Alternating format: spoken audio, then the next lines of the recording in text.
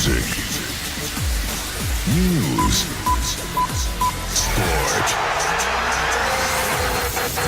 Every day for you on the web. LecoChannel.it, the Blue Light Blue Radio.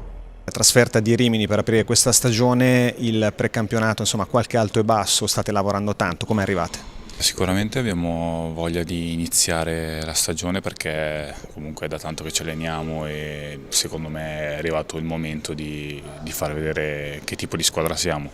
Abbiamo fatto un precampionato un po' di alti e bassi, abbiamo avuto qualche problema di infortuni che comunque non ci ha permesso di fare le amichevoli o comunque di allenarci a un certo ritmo e sicuramente ci presentiamo alla prima di campionato carichi ma ancora in fase di costruzione su alcune cose.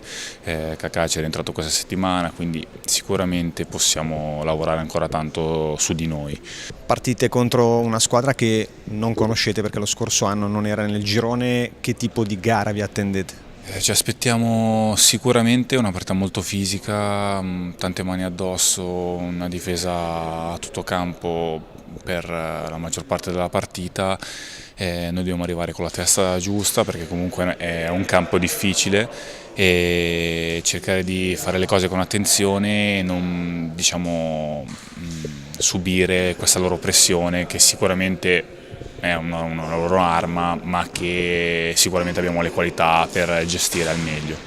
È un campo difficile, però se vogliamo fare un campionato di un certo tipo sicuramente dobbiamo andare là con l'idea di vincere, come in tanti altri campi difficili.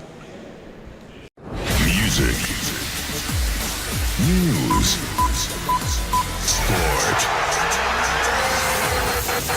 Every day for you on the web. LecoChannel.it, the Blue Light Blue Radio.